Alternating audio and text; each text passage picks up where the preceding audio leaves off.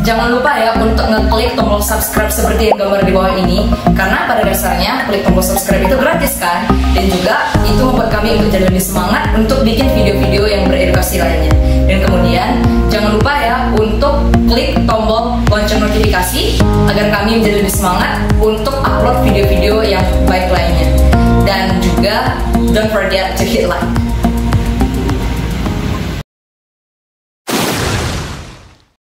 Halo sahabat Dunsaka, kembali bersama saya Sahari dalam channel Dunsaka Dunia Sahabat Sawit dan Karet.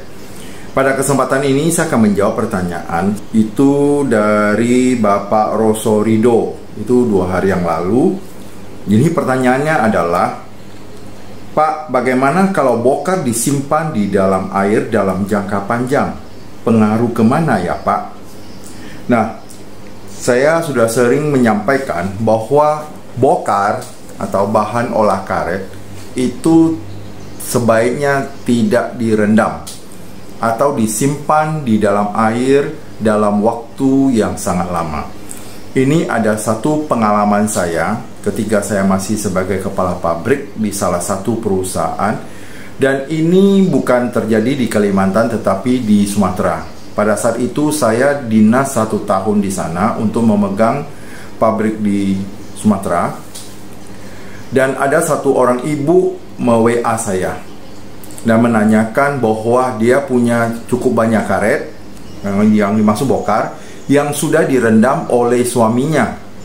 Jadi suaminya sudah meninggal sudah 1 tahun yang lalu. Jadi diminta saya untuk mengambil sampelnya. Pada saat itu saya berangkat ke rumahnya bersama dengan kepala pembelian saya dan mengambil sampelnya lebih kurang 20 kilo.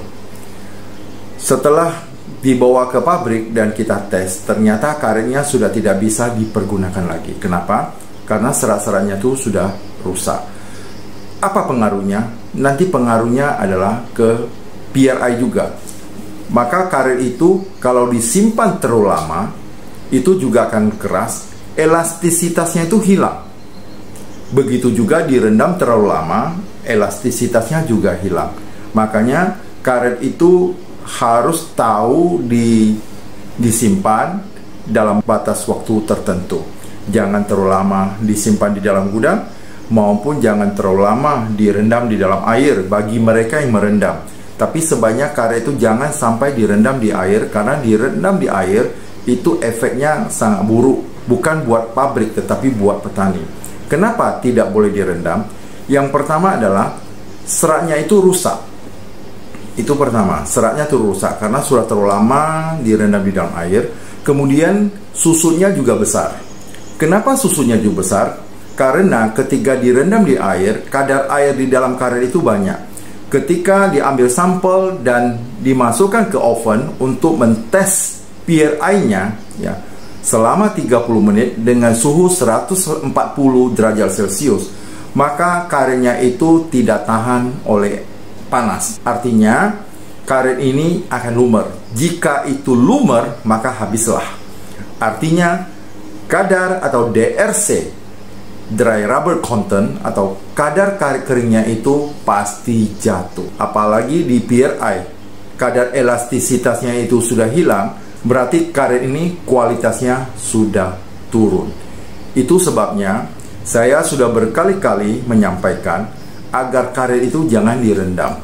Kadang-kadang saya menyampaikan A tapi dibawa ke B. Wah, karet murah lah sebagai macam. Memang saya tahu bahwa karet itu anjlok, dan itu sudah satu dasawarsa, bukan sekarang. Sehingga banyak petani yang sekarang mengalih ke komoditas lain. Sebenarnya itu adalah hak para petani, dan silakan saja. Kalau misalnya itu sudah tidak bisa memberi harapan ke depan, ya silakan saja. Kalau misalnya itu dipandang lebih baik. Makanya karet kalau direndam kualitasnya turun, sekaligus DRC-nya itu pasti jatuh.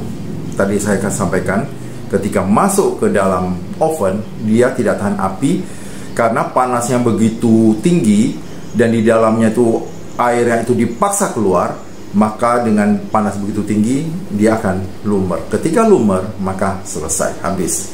Pasti para petani atau para pengepul akan mengalami kerugian besar. Saya sekarang di sini ada sebagai edukator, yaitu memberikan edukasi kepada para petani, sehingga para petani itu bisa membuat karet itu lebih baik.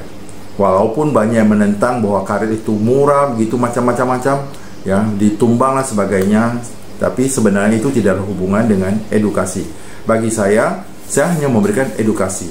Para petani mengikuti atau tidak, itu dikembalikan lagi kepada para petani itu. Maka sekali lagi saya sampaikan untuk para petani, jangan menyimpan karet di dalam air atau merendam karet dalam air, karena itu akan merusak karet itu, dan PRI-nya atau tingkat elastisitasnya itu akan turun.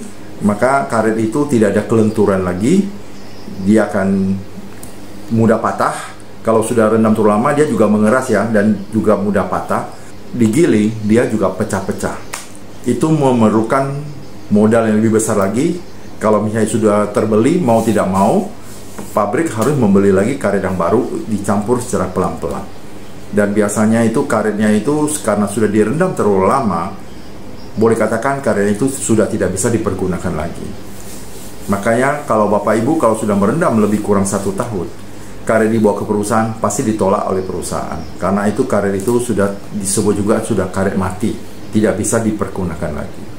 Demikian jawaban dari saya. Semoga Bapak dapat melaksanakan seperti yang saya sampaikan, sehingga karet Bapak ketika dibawa ke pabrik itu bisa bernilai atau dengan nilai harga yang tinggi karena kualitas karet yang juga tinggi. Demikian dari saya.